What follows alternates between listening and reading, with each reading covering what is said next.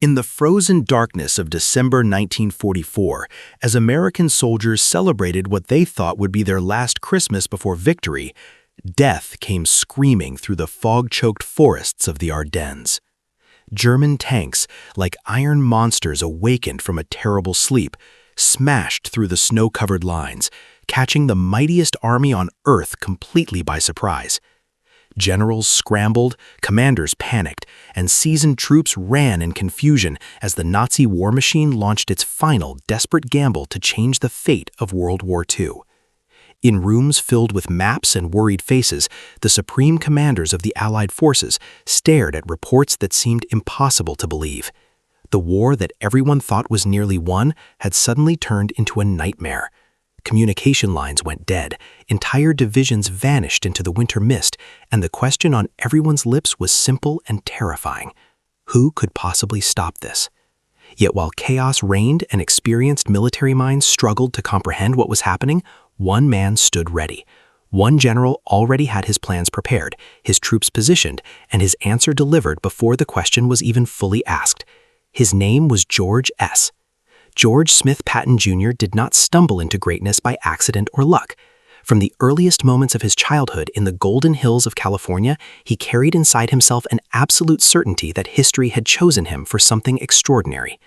Born on November 11th in 1885 to a wealthy family with deep roots in American military tradition, young George grew up hearing stories of ancestors who fought in the Revolutionary War and the Civil War. His grandfather had been a Confederate colonel who died in battle, and these tales of honor, sacrifice, and combat filled the boy's imagination like holy scripture. Patton did not simply want to be a soldier. He believed with religious intensity that he had lived many lives before as a warrior, fighting in ancient armies, leading charges across battlefields lost to time. This was not just childhood fantasy that would fade with age. It was a core belief that shaped every decision he would ever make. While other boys played at war, Patton studied it like a sacred text, reading everything he could find about Alexander the Great, Julius Caesar, and Napoleon Bonaparte. He did not read these histories as interesting stories from the past. Yet destiny did not hand Patton an easy road to glory. Despite his passion and his family's military heritage, young George struggled terribly with reading and writing. Letters and words seemed to dance and shift on the page before his eyes, making schoolwork a torture that left him feeling stupid and ashamed. What we might today recognize as dyslexia was then simply seen as a lack of intelligence, and the boy who dreamed of commanding armies had to fight just to pass basic classes. His father kept him out of formal school until age 11, teaching him at home and building up his confidence before throwing him into the harsh judgment of classrooms. When Patton finally did attend school, he worked with fierce determination to overcome his difficulties, spending hours longer than other students to master material that came easily to them.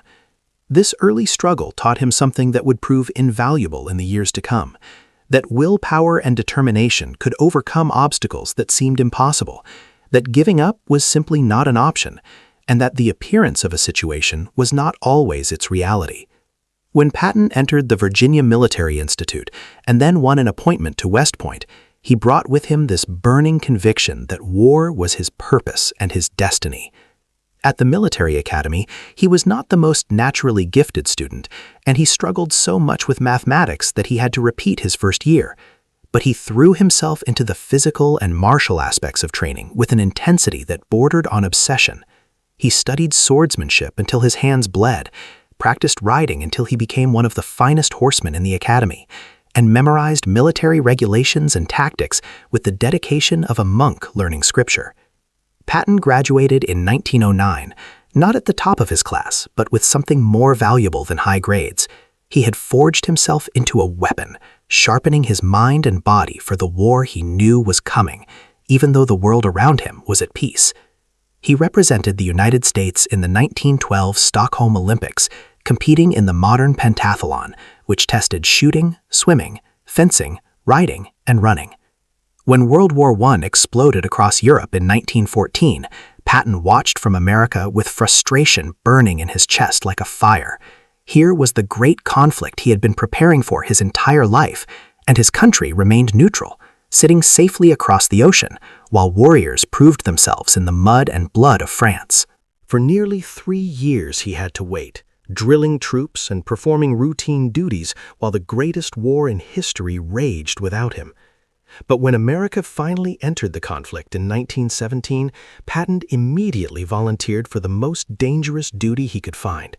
He wanted to be where the action was hottest, where death walked closest, where a man could prove his worth in combat. The American Expeditionary Force needed officers to work with the new British and French invention that was changing the face of warfare, the tank.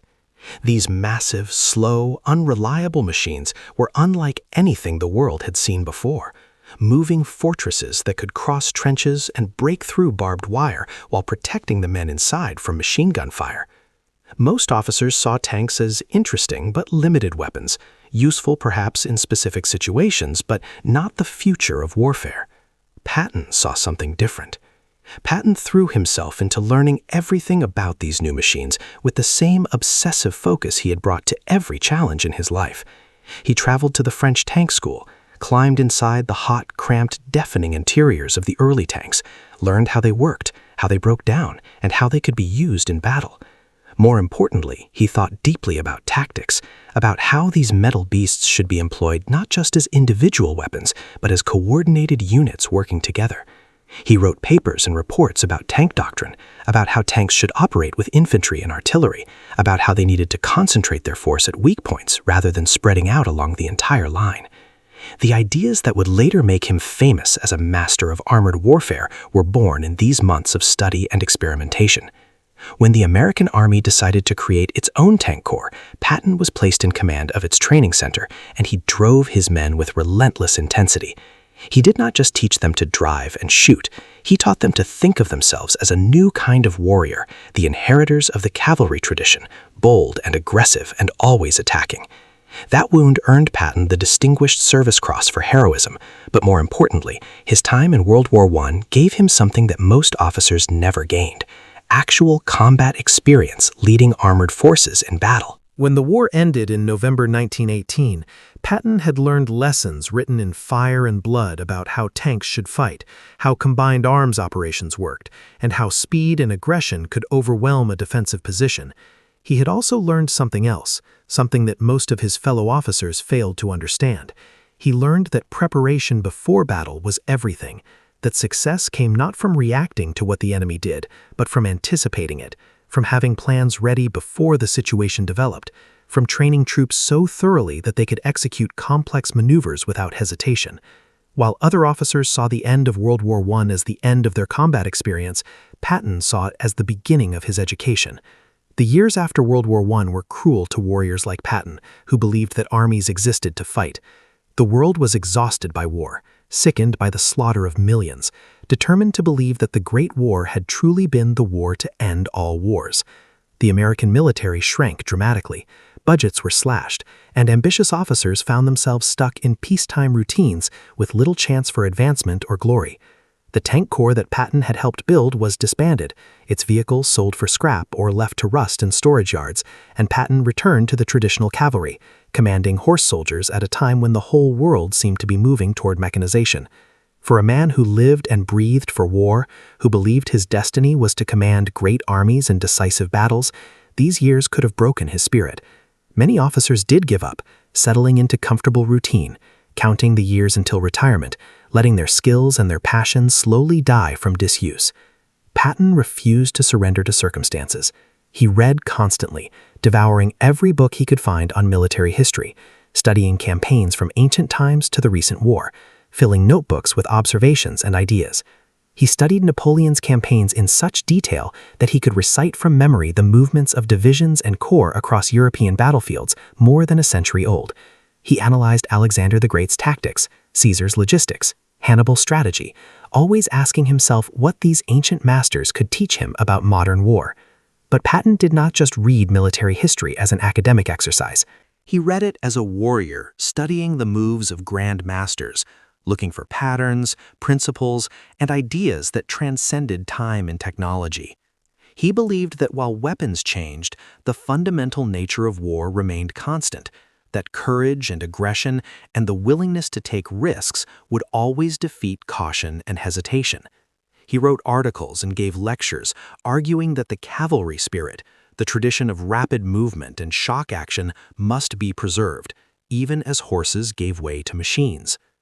During these long years of peace, Patton also developed the persona that would make him famous and controversial. He was not a quiet, modest officer content to blend into the background. He wore riding breeches and cavalry boots with mirror polish, carried ivory-handled revolvers, and spoke in a high-pitched voice that somehow carried absolute authority despite its unexpected tone. He cursed like a demon, used profanity so creatively and constantly that it shocked even hardened soldiers, and developed a reputation as a harsh, demanding commander who drove his men without mercy. But behind the theatrical exterior and the legendary temper, Patton was always thinking, always planning, always preparing. He studied foreign languages so he could read military texts in their original tongues. He traveled to the battlefields of World War I, walking the ground, visualizing how the combat had flowed across the terrain, understanding in his bones how geography shaped tactics. He attended the Army War College and the Command and General Staff School, where he impressed instructors with his grasp of strategy, even as he sometimes frustrated them with his aggressive instincts and his impatience with defensive thinking. When Adolf Hitler's armies invaded Poland in September 1939, starting World War II, Patton was 53 years old, a full colonel with nearly 30 years of service, and he watched the opening moves of this new war with the eye of a master studying a game. The German Blitzkrieg, the lightning war that combined tanks, aircraft, and motorized infantry into fast-moving spearheads that smashed through enemy lines and raced deep into the rear areas, was everything Patton had been advocating for years. This was not the static trench warfare of World War I, not the slow, grinding attrition that had chewed up millions of men for tiny gains of mud and wire. This was war as Patton believed it should be fought, with speed and violence and daring, using armor as the ancient generals had used cavalry to break the enemy's formation and then exploit deep into his territory before he could recover. When France fell in just 6 weeks during the spring of 1940, defeated by the same German army that had taken 4 years to push back in the previous war, military experts around the world were shocked. Patton was not shocked. The fall of France and the Battle of Britain that followed finally began to wake America from its isolationist sleep. The United States started to rearm, to expand its tiny peacetime army, to build tanks and planes and ships in preparation for a war that seemed increasingly inevitable. Patton was promoted to brigadier general in October 1940 and given command of a brigade in the newly forming armored divisions. Finally, after more than 20 years of peace, he was back in his element, training troops to fight with tanks, teaching them the aggressive tactics he had developed through decades of study. He drove his men hard, staging realistic exercises that pushed them to exhaustion, demanding speed and decisiveness, punishing hesitation and caution. Some of his soldiers hated him for his harshness, for his profane tirades, for his impossibly high standards. But Patton was not training men for peacetime parades. He was training them to survive combat and win battles, and he knew that the harder he pushed them in training, the more of them would live when real bullets started flying. When Japan attacked Pearl Harbor on December 7, 1941, finally bringing America into World War II, Patton was ready in ways that few other officers could match. He had been preparing for this moment his entire life, had studied war with religious devotion, had gained actual combat experience in the previous conflict, had spent the decades of peace learning and thinking and planning while others coasted. He was promoted to Major General and given command of the 1st Armored Corps, training thousands of men in the California desert to fight in armored warfare. But Patton wanted more than a training command. He wanted combat, wanted to test himself and his theories in actual battle against a real enemy. The opportunity came in 1942 when the United States decided to launch its first offensive operation against Nazi Germany by invading North Africa, where German and Italian forces under the command of the famous Field Marshal Erwin Rommel threatened British control of Egypt and the Suez Canal. Patton was chosen to command the American forces landing in Morocco as part of Operation Torch, and finally, at age 57, he was going to war again. The invasion of North Africa in November 1942 was Patton's first chance to command large forces in combat, and he approached it with typical aggression and attention to detail. The landings in Morocco were successful, but the American troops were green, inexperienced, and their equipment and tactics were quickly proven inadequate when they first encountered German forces in Tunisia. In February 1943, at a place called Kasserine Pass, German armor smashed through American positions, sending inexperienced troops fleeing in panic and inflicting a humiliating defeat on the United States Army.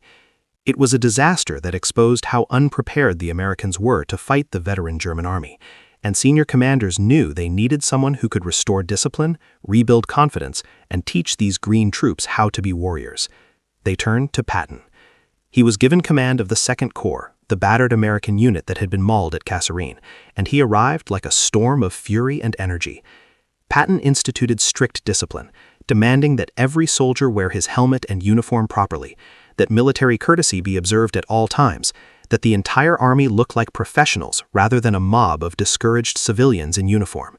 He fined officers for not wearing ties, for failing to shave, for any sign of sloppiness or defeatism. Some thought he was crazy, obsessing over trivial details when the real problem was German tanks and experienced enemy soldiers. But Patton understood something deeper. He understood that an army that looked defeated would fight like it was defeated, that external discipline built internal confidence, that pride in appearance translated to pride in performance. More importantly, he immediately began planning aggressive operations, looking for ways to attack rather than just defend, to seize the initiative rather than react to German moves. He moved his headquarters forward, close to the front lines, and he appeared constantly among his troops, driving up to forward positions in his Jeep with its 3-star flag flying, wearing his polished helmet and his ivory-handled revolvers, speaking to soldiers in language so profane and colorful that they remembered his words forever. He did not give them gentle encouragement. The transformation was remarkable.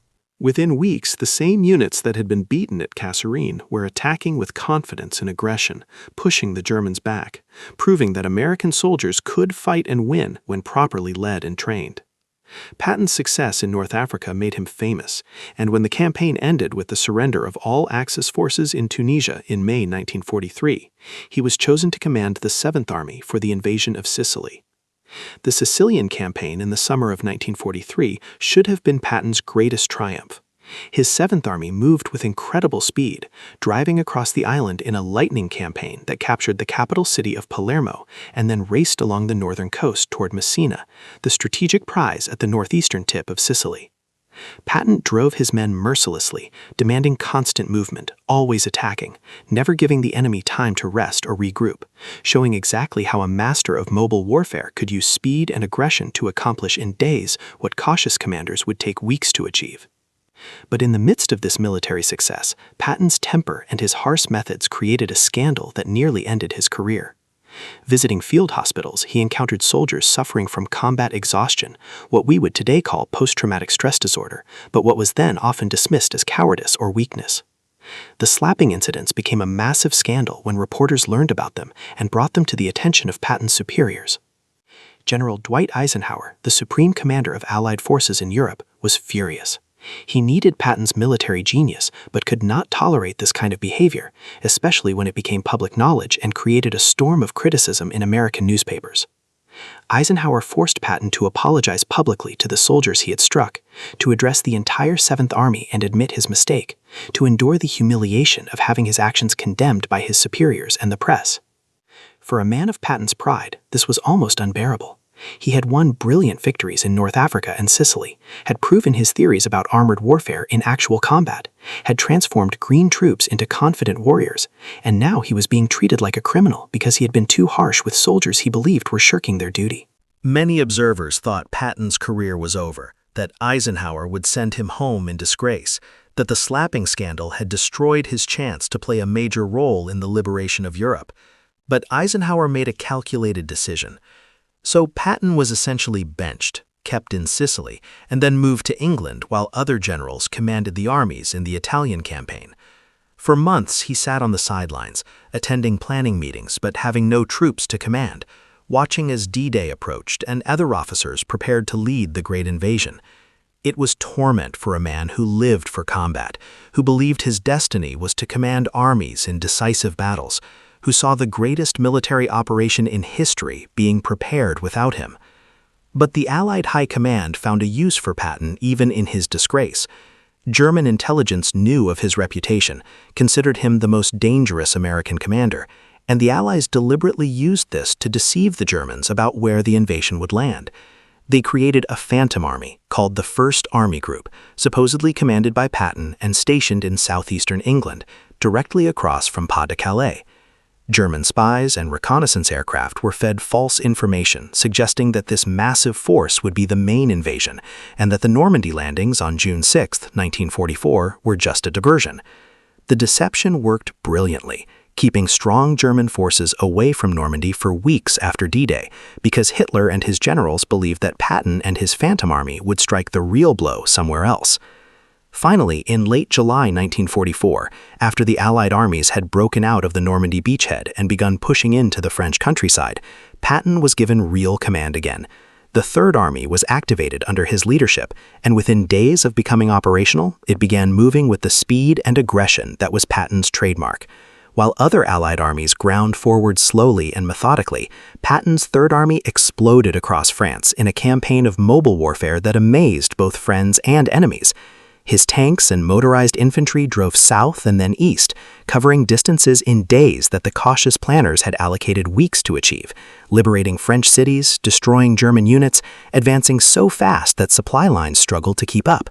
Patton pushed his commanders to move constantly, to bypass enemy strongpoints rather than stopping to reduce them, to exploit success ruthlessly and keep the Germans reeling and confused. This was blitzkrieg American style, and it proved that Patton had learned the lessons of mobile warfare better than almost anyone. By the end of August 1944, his Third Army had driven across France to the Moselle River, hundreds of miles from where they had started, in one of the most spectacular advances in military history. But as autumn arrived in 1944, the spectacular advances slowed and stopped. The Allies had moved so fast across France that their supply lines were stretched to the breaking point. Everything an army needed, from gasoline for tanks to ammunition for rifles to food for soldiers, had to be trucked from the beaches of Normandy because no major ports had been captured yet. There simply was not enough supply to keep all the Allied armies moving at once, and the Supreme Command had to make decisions about who got priority. Patton found himself on the short end of these decisions. Field Marshal Bernard Montgomery, the British commander, who was Eisenhower's rival and frequent antagonist, received priority for his armies in the north, where he was attempting to drive through Holland and cross the Rhine River into Germany. Patton's Third Army, which had been racing forward with incredible speed, was suddenly told to slow down, to conserve fuel, to wait while supplies went to Montgomery's operation. For Patton, this was agony. Patton argued passionately with his superiors, demanding that they give him the supplies to continue his advance, claiming that Montgomery's northern thrust was too cautious and slow, while his own army had the momentum and the fighting spirit to break Germany wide open. But Eisenhower stuck with his decision to support Montgomery, and Patton had to watch in frustration as the British attempt to cross the Rhine through Holland, known as Operation Market Garden, turned into a costly failure in September 1944. Meanwhile, Patton's Third Army, starved of supplies, could only make limited attacks against increasingly strong German defenses. The Germans, who had been reeling and confused during the rapid Allied advance across France, now had time to bring up reinforcements, establish defensive positions, and prepare to make the Allies pay in blood for every mile of German soil. What had been a war of movement and breakthrough turned into a grinding slugging match as autumn rains turned the battlefield into mud, and the Germans fought with desperate determination to defend their homeland. By November and early December 1944, the Allied advance had essentially stalled all along the front. American, British, and Canadian armies faced the German border, preparing for a winter of hard fighting before they could break into Germany proper in the spring. The mood among Allied commanders was one of grim determination. The war was clearly going to be won, but it was going to take longer and cost more casualties than the optimistic predictions of August had suggested. Most generals were focused on current operations, on the fighting directly in front of them, preparing for limited attacks to improve their positions before winter weather made the large operations impossible. Patton was different. Even as he directed his army's battles along the German border, even as he dealt with the frustrations of inadequate supplies and muddy roads, his mind was working on a deeper level, looking at the entire strategic situation and asking questions that other commanders were not asking. He studied his maps constantly, paid close attention to intelligence reports about German movements and capabilities, and thought deeply about what the enemy might do. What Patton saw when he looked at those maps made him deeply uneasy. The Allied line in December 1944 stretched from the North Sea in Holland, south through Belgium and Luxembourg to the Swiss border, a distance of hundreds of miles held by dozens of divisions. Most of this line was strong, with experienced troops and good defensive positions, but there was one section that worried anyone who looked at it carefully. In the Ardennes forest, a heavily wooded and hilly region where Belgium, Luxembourg, and Germany met, the Allied line was held thinly by a mixture of inexperienced divisions just arrived from America and exhausted divisions pulled out of heavy fighting to rest and refit. The Ardennes was considered a quiet sector precisely because the terrain seemed unsuitable for major operations. The thick forests, the narrow roads, the steep hills and deep valleys all made it difficult ground for the kind of mobile warfare that characterized modern combat. Both the Americans and the Germans had considered the Ardennes nearly impassable for large armored forces, which is exactly why it had been chosen as a rest area where green troops could get combat experience in a quiet sector and battered divisions could recover their strength. This made perfect sense from a defensive standpoint, but Patton looked at the situation and saw something that made his combat instincts scream warnings. He was a student of history, and he remembered that the Germans had attacked through the Ardennes twice before, first in August 1914 at the start of World War I, and again in May 1940 when they invaded France. Both times the defenders had considered the Ardennes too difficult for major operations, and both times the Germans had achieved surprise by doing exactly what conventional military wisdom said was impossible. Patton also understood the strategic situation from the German perspective. Hitler's armies had been retreating for months, losing ground in France and suffering catastrophic defeats in Russia. The Allies were clearly going to win the war eventually unless something dramatic changed the situation. A cautious defensive strategy, slowly giving ground while inflicting casualties, would only delay the inevitable. If Hitler wanted to change the course of the war, he needed a dramatic offensive victory, something that would shock the Allies, disrupt their plans, buy time for Germany to deploy new weapons or negotiate better peace terms. And if Hitler wanted to launch such an offensive, where would he attack? Not against the strongest parts of the Allied line, where success would be impossible. Patton studied the maps and the intelligence reports and reached a conclusion that most other Allied generals thought was unlikely. The Germans were going to attack through the Ardennes, probably aiming to drive northwest toward the vital port of Antwerp, splitting the Allied armies and creating a crisis that might force the Americans and British to negotiate. The terrain that everyone else thought made such an attack impossible was exactly what would allow the Germans to achieve surprise. Patton did not just think this might happen, he became convinced it would happen. And unlike most officers who might make a prediction and then wait to see if they were right, Patton began preparing for what he saw coming. He started wargaming different scenarios, thinking through how his Third Army, which was currently fighting along the German border south of the Ardennes, could respond if the Germans did attack to his north. He looked at road networks, studied the maps showing how his divisions were positioned, calculated how fast he could disengage from his current operations and move his forces north. This was not official planning approved by higher headquarters. In early December 1944, as American soldiers in the Ardennes settled into what they thought would be a quiet winter watching the forests and waiting for spring, Patton summoned his senior staff officers for a special meeting. He presented them with a scenario that must have seemed wildly theoretical at the time.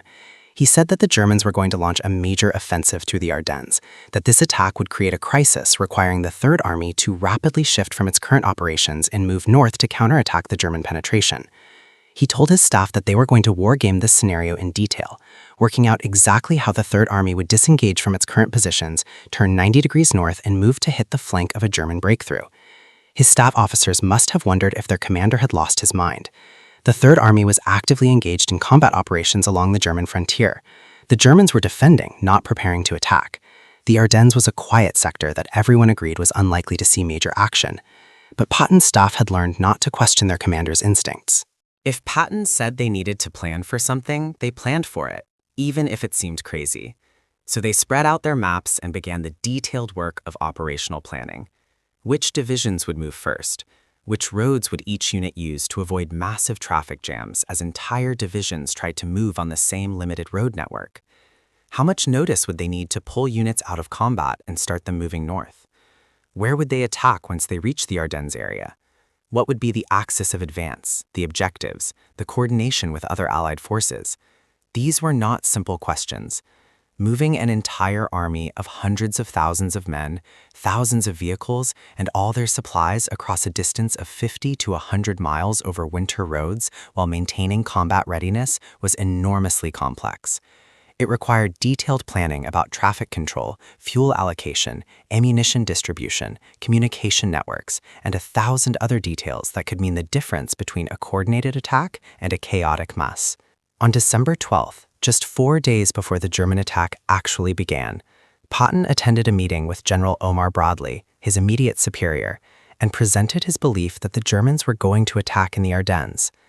Bradley's headquarters intelligence staff disagreed, pointing out that there was no solid evidence of German preparations for a major offensive.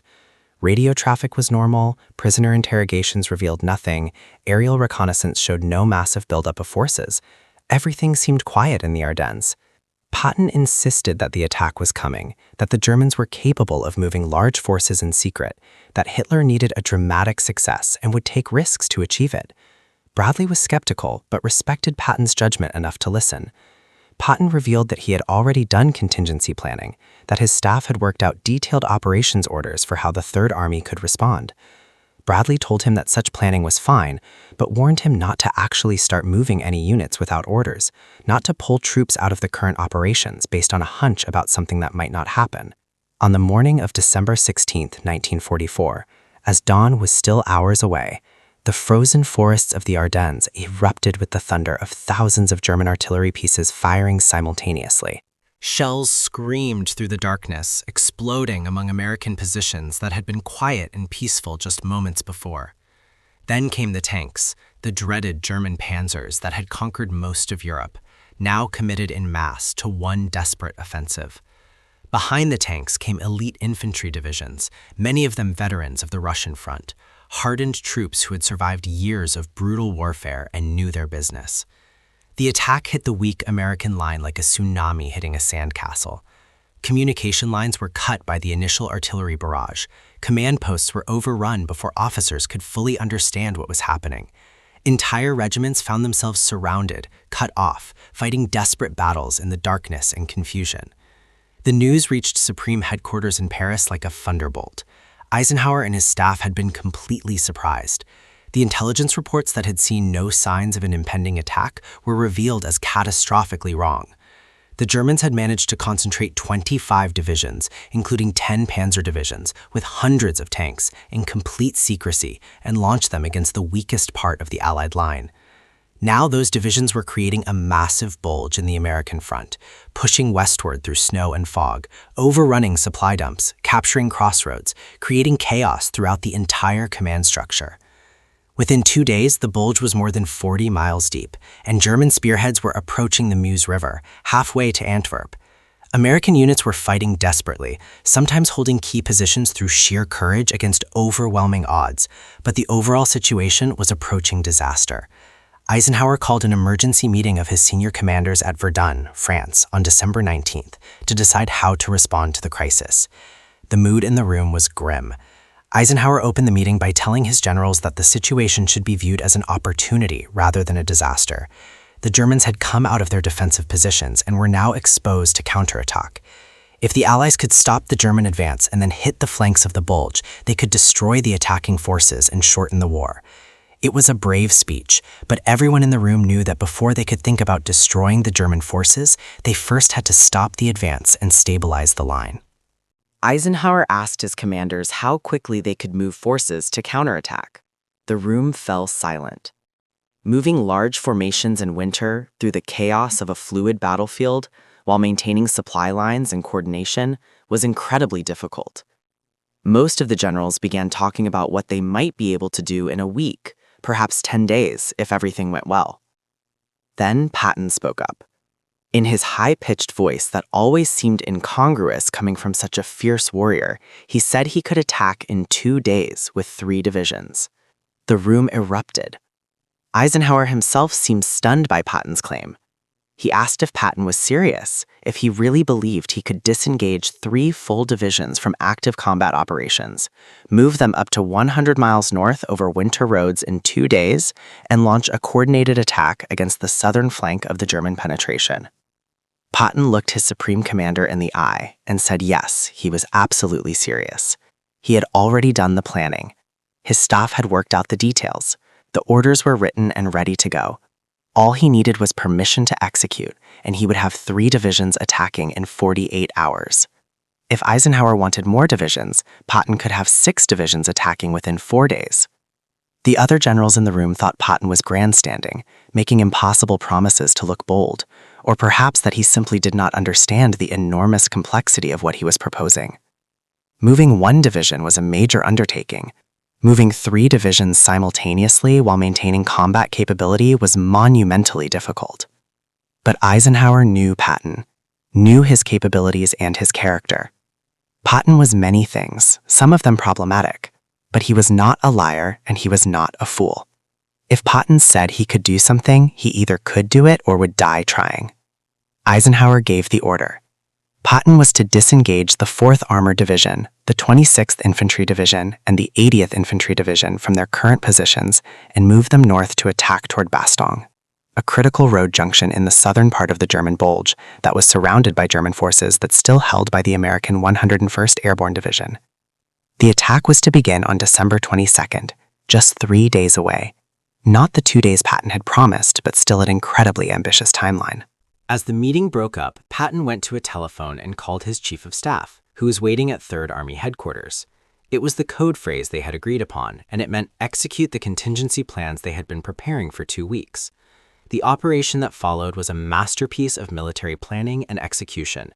3 entire divisions, comprising tens of thousands of men and thousands of vehicles, disengaged from combat against German defenders, pulled back from their positions, and began moving north on a road network that was already crowded with supply trucks, refugees, and units moving to reinforce the Ardennes. Traffic control officers stood at every intersection, directing the flow of vehicles, keeping divisions separated so they did not interfere with each other, maintaining the schedule that Patton's staff had worked out in their war games. The movement happened at night, in winter weather, through snow and ice, and it happened almost exactly according to plan because every detail had been thought through in advance. Officers and men did not need to figure out what to do as they went along. They had orders that told them exactly which roads to use, when to move, where to stop, how to refuel, where they were going, and why. The divisions moved like precision instruments, and they moved fast, covering distances in hours that would normally take days because they were not improvising or adopting on the fly. The objective Patton had been given was Bastogne, a small Belgian town that had suddenly become the most important place on the Western Front. Bastogne sat at the center of a network of roads that the Germans desperately needed to keep their offensive moving. 7 major roads met at Bastogne, and without control of those roads, German supply columns and reinforcements were forced to use narrow, inadequate secondary routes that created massive traffic jams and slowed the entire offensive. American forces, primarily the 101st Airborne Division, along with elements of other units, had been surrounded in Bastogne since December 20th. They were completely cut off, low on ammunition and medical supplies, and during constant German attacks, but they were holding on with desperate courage. The 4th Armored Division, leading Patton's relief column, jumped off on schedule on December 22nd, attacking north from positions they had reached after their rapid movement from the German border. They immediately ran into fierce resistance. The Germans knew exactly what the Americans were trying to do and were determined to keep Bastogne surrounded and capture it before relief to arrive. Every village, every hill, every tree line became a battlefield as German troops fought to stop the American advance. The winter weather was brutal, with snow and ice making movement difficult and fog grounding the Allied aircraft that might have provided air support. Patton drove forward constantly, visiting headquarters, demanding faster movement, pushing his commanders to keep attacking regardless of casualties or difficulties. He had promised to relieve Bastogne, and he was going to keep that promise, even if it meant driving his men and himself to complete exhaustion. On December 26th, after 4 days of brutal combat, lead elements of the 4th Armored Division broke through the German encirclement and made contact with the defenders of Bastogne. The siege was lifted. The strategic road junction remained in American hands. The German offensive, which had depended on capturing Bastogne quickly to keep their supply lines open, had failed to achieve this crucial objective, and now the entire character of the battle was changing. The Germans were no longer advancing rapidly toward the Meuse River. They were stalled, fighting desperately to hold the ground they had gained, facing increasing Allied pressure from all sides. Patton's Third Army continued attacking from the south, pushing north into the Bulge, engaging German forces and pinning them in place. Other Allied armies attacked from the north, and slowly, painfully, through the last days of December and into January 1945, the Battle of the Bulge turned from a German offensive into a German disaster. Hitler had gambled everything on this attack, committing his last reserves of men and tanks, using fuel that his armies desperately needed elsewhere, all in a desperate bid to change the course of the war. The gamble had failed, and the failure cost Germany resources it could never replace. The Battle of the Bulge became one of the most famous battles in American military history, remembered for the heroism of surrounding troops at Bastogne, for the brutal winter weather that tested soldiers to their limits, for the desperate German gamble that came so close to succeeding but ultimately failed. But at the strategic level, the battle is remembered for one thing above all: Patton's relief of Bastogne and the speed with which he moved his army to counterattack the German offensive. Military historians and analysts have studied the battle for decades, and the question they keep returning to is how Patton did what everyone else thought was impossible. How did he move 3 divisions 90 degrees and attack in 3 days when conventional military wisdom said such an operation required a week or more? First, and most importantly, Patton saw what was coming. While other commanders were surprised by the German attack, Patton had predicted it, had believed it was going to happen, had been warning his superiors for weeks that the Germans would strike through the Ardennes. This was not luck or coincidence. It was the result of decades spent studying military history, understanding strategy, learning to think like an enemy commander. Patton knew that the Germans had used the Ardennes for surprise attacks before. He understood that Hitler needed a dramatic victory and would take risks to achieve it. He looked at the thin American line in the Ardennes and recognized it as an opportunity that a desperate enemy might exploit. Other generals looked at the same intelligence reports and saw nothing alarming because they were focused on current operations, on the fighting directly in front of them. Patton was looking deeper, thinking about the entire strategic picture, asking what he would do if he were commanding the German army. Second, having predicted the attack, Patton prepared for it. This is what truly separated him from other commanders. Many generals might have a hunch that something could happen, might mention it to their staff as a possibility, but then continue focusing on their current mission while waiting to see if their prediction came true. Patton did not wait.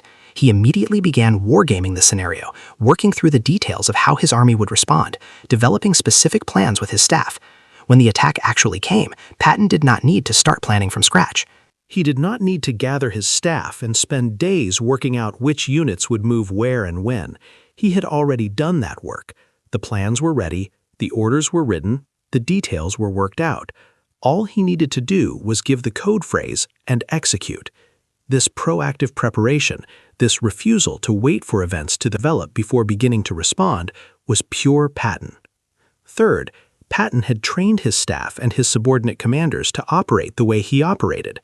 The Third Army had been together for months, fighting across France, learning to work as a team, understanding what Patton expected and how he thought. When the orders came to disengage and move north, division commanders did not hesitate or question or ask for clarification. They understood what needed to be done and they did it, because Patton had trained them to be decisive, to move fast, to execute orders aggressively without waiting for perfect conditions. The staff officers who managed the complex logistics of moving 3 divisions simultaneously had been trained by Patton to think ahead, to anticipate problems, to solve issues without bothering their commander with details. This organizational culture, where everyone from generals to sergeants understood that speed and aggression were the standard, where delay and hesitation were cardinal sins, allowed the Third Army to execute in 3 days what would have taken other armies a week or more. Patton had not just prepared himself for this moment, but the story of why Patton alone was ready for the Battle of the Bulge goes even deeper than good prediction and careful planning. It goes back to those long years after World War I when Patton was just another peacetime officer with no war to fight and no opportunity for glory. Other officers saw those years as dead time, periods to endure while waiting for retirement. Patton saw them as opportunities to prepare, to study, to learn, to build the knowledge base that would be needed when war came again. He read military history obsessively, not as entertainment, but as professional education. He studied campaigns from ancient times to recent conflicts, looking for patterns and principles that transcended specific weapons or tactics. He thought deeply about leadership, about how to motivate men, about the psychology of combat, and the ways that courage and fear affected soldiers in battle. Patton also maintained his physical readiness and his mental toughness even during the long peace. He could have settled into comfortable routine, gained weight, lost his edge, become just another middle-aged officer counting years to retirement. Instead, he stayed hard, stayed sharp, maintained the discipline and the intensity that he would need in combat. He was nearly 60 years old during the Battle of the Bulge, an age when most men were looking forward to comfortable retirement. But he had the energy and the drive to work 18-hour days, to visit forward units under fire, to personally lead his army through one of the most demanding operations of the entire war. This was not natural. It was the result of decades of self-discipline, of refusing to let age or comfort erode his capabilities. Perhaps most importantly, Patton never lost his belief in himself and his destiny. During the dark months after the slapping incidents, when his career seemed finished, when other generals were given the glory positions and he was sidelined in disgrace, Patton could have given up, could have resigned, could have let bitterness destroy his spirit. Instead, he endured, accepting his punishment, waiting for another chance, maintaining his confidence that he was meant for greatness, even when circumstances suggested otherwise. This unshakable self-belief, which some might call arrogance, but which was really a deep conviction about his purpose, allowed Patton to take risks and make bold decisions that more cautious commanders would avoid. When he promised Eisenhower that he could attack in 2 days, he was not making a wild gamble or an empty boast. He was expressing his absolute confidence that he and his army could do what needed to be done, regardless of what conventional wisdom said was possible. This kind of confidence cannot be faked or manufactured in a moment of crisis. Understanding why Patton was the only general ready for the Battle of the Bulge requires understanding the man himself, the character he had forged through decades of deliberate self-creation. Patton was not naturally the warrior he became. He struggled with dyslexia as a child, failed his first year at West Point, fought throughout his life with self-doubt and fear that he carefully hid behind his aggressive exterior. He created the persona of Patton the warrior, Patton the profane and fearless commander, as deliberately as an actor creates a character. He studied what made men follow leaders into combat, what inspired courage and loyalty, and he constructed himself to embody those qualities. The ivory-handled pistols, the profanity, the dramatic appearances at the front, the high standards and harsh discipline were all part of a carefully designed image meant to inspire his troops and intimidate his enemies. Patton understood something about warfare that many professional soldiers missed. He understood that war was fundamentally about human will, about breaking the enemy's determination to fight while maintaining your own side's willingness to endure hardship and take casualties. All the planning and logistics and technology in the world mattered less than the spirit of the troops and the boldness of the commander. This is why Patton emphasized aggression constantly, why he pushed for constant attack, why he had no patience for caution or delay. He believed that a commander who hesitated, who waited for perfect conditions, who tried to minimize risk, was handing the initiative to the enemy and allowing the enemy to recover and prepare. Speed and violence, hitting the enemy before he was ready and keeping him off balance, would save lives in the long run, even if it seemed to court risk in the short term.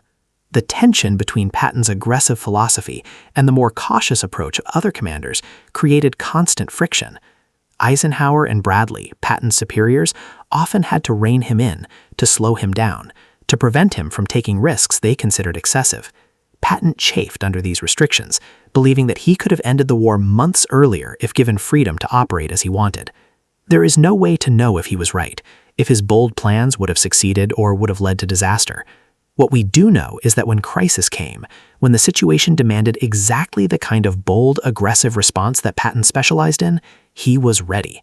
The Battle of the Bulge required a commander who could move fast, who could take risks, who could execute a complex operation on a tight timeline without hesitation. Military historians sometimes debate whether Patton was truly a great general or simply a talented tactician who benefited from circumstances. They point out that he commanded in a war where America had overwhelming superiority in resources, that his supply lines were maintained by others, that the strategic decisions were made by Eisenhower while Patton simply executed at the operational level. These criticisms miss the point of what made Patton exceptional. Genius in military command is not about perfect knowledge or flawless execution. It is about seeing opportunities that others miss, about having the courage to act on incomplete information, about inspiring troops to achieve more than they believed possible. Patton had these qualities in abundance, and the Battle of the Bulge demonstrated them perfectly. While other generals were surprised by the German attack, Patton predicted it. While others needed days or weeks to respond, Patton attacked in 3 days. The preparation that allowed Patton to respond so quickly to the German offensive was not just technical military planning. It was the cultivation of a mindset, a way of thinking about problems that looked for opportunities rather than obstacles. When Eisenhower called the emergency meeting at Verdun and asked his commanders how quickly they could counterattack, most generals immediately started thinking about all the difficulties, all the reasons why moving large forces quickly was hard, all the things that could go wrong. Patton had already thought through those difficulties weeks earlier when he was wargaming the scenario. He had already solved the problems in his mind, had already worked out the answers with his staff, and now he was ready to execute. This is what separated him from his peers. He did not wait for problems to arise before thinking about solutions. This proactive, anticipatory approach to command was Patton's greatest strength, and it was built on decades of preparation. Every battle he studied in military history, every campaign he analyzed, every wargame he conducted or participated in, every training exercise he led, was building in his mind a vast library of patterns and possibilities. When he looked at a military situation, he could draw on this lifetime of accumulated knowledge to see what was likely to happen and what should be done about it. This kind of intuitive understanding, what some might call military genius, was not a gift of nature. It was the product of relentless study and practice, of thinking about war constantly, even during peacetime, of never being satisfied with surface-level understanding, but always digging deeper, asking why things happened the way they did and how they might have been done differently. Patton's readiness for the Battle of the Bulge came at a personal cost that is easy to overlook when celebrating his military success. Being different from his peers, being the one commander who thought and acted in ways that others considered unusual or excessive, made Patton isolated and controversial. He had few real friends among the senior Allied commanders. Many of them respected his tactical ability but disliked his personality, found his theatrics embarrassing, considered him unstable or difficult to work with. Eisenhower valued Patton's combat effectiveness but kept him on a tight leash, never fully trusting him with independent command at the highest strategic level. Montgomery, the British field marshal, despised Patton, and the feeling was mutual, the two men representing completely opposite philosophies of warfare and leadership. This isolation meant that Patton often felt underappreciated and misunderstood. He believed, probably correctly, that he was the best battlefield commander the Allies had, yet he was repeatedly passed over for the most prestigious assignments, held back by concerns about his judgment and his public relations problems. The slapping incidents haunted him throughout the rest of his career, brought up whenever questions arose about giving him more responsibility. After the war, when others received the highest honors and the most celebrated positions, Patton was essentially sidelined, given occupation duty in Bavaria, while others shaped the post-war world. He died in December 1945, just months after the war ended, from injuries sustained in a car accident that some have speculated might not have been entirely accidental, though no evidence supports conspiracy theories. But in evaluating Patton's legacy and understanding why he alone was ready for the Battle of the Bulge, we must recognize that his very differentness, the qualities that made him controversial and difficult, were inseparable from the qualities that made him effective in crisis. A more diplomatic, cautious, politically skilled officer would not have had the aggressive instincts and the bold confidence that allowed Patton to move 3 divisions in 3 days. A commander who fit more comfortably into the military hierarchy might not have been willing to wargame scenarios that official intelligence said were unlikely.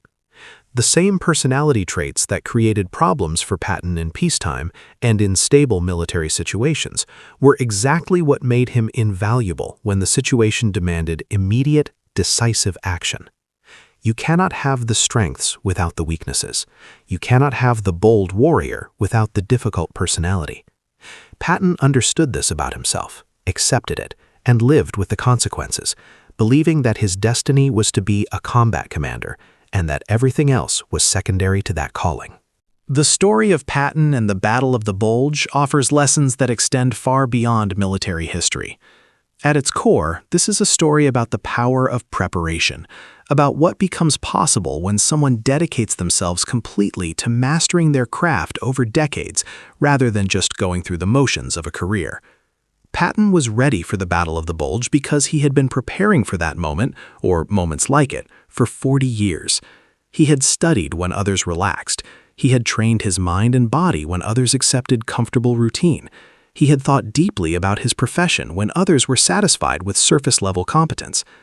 This principle applies in any field where high-level performance matters. The doctor who saves lives in emergency situations is ready because of years spent learning medicine, practicing procedures, studying cases, building the knowledge and skills needed when seconds count. The pilot who safely lands a damaged aircraft is ready because of thousands of hours of training, including practice and simulators for emergencies that may never happen but must be prepared for anyway. The business leader who guides a company through crisis is ready because of years spent learning the industry, building relationships, developing judgment about risks and opportunities. Readiness for moments of crisis is not luck or natural talent. It is the result of preparation, and preparation requires commitment sustained over years when the payoff is distant and uncertain. Most people are not willing to make this commitment. Patton was different because he never doubted that the crisis would come, never questioned whether his preparation would be needed. He believed in his destiny as a warrior with religious certainty, and that belief drove him to prepare with intensity that others found excessive or even irrational. When peace lasted for 2 decades after World War I, when it seemed like the age of great wars might be over, Patton continued studying and training because he knew in his bones that war would come again. When he was sidelined after the slapping incidents, when his career seemed finished, he did not give up or stop preparing because he believed he still had a role to play. This combination of long-term vision and unwavering commitment is rare in any field. Most people adjust their preparation to match current circumstances rather than potential future needs. They do what is required for today's challenges rather than investing in capabilities that might be needed for tomorrow's crises. Patton shows us what becomes possible when someone refuses to accept this limitation, when someone commits to being ready for the exceptional challenge, even if that challenge seems unlikely or distant.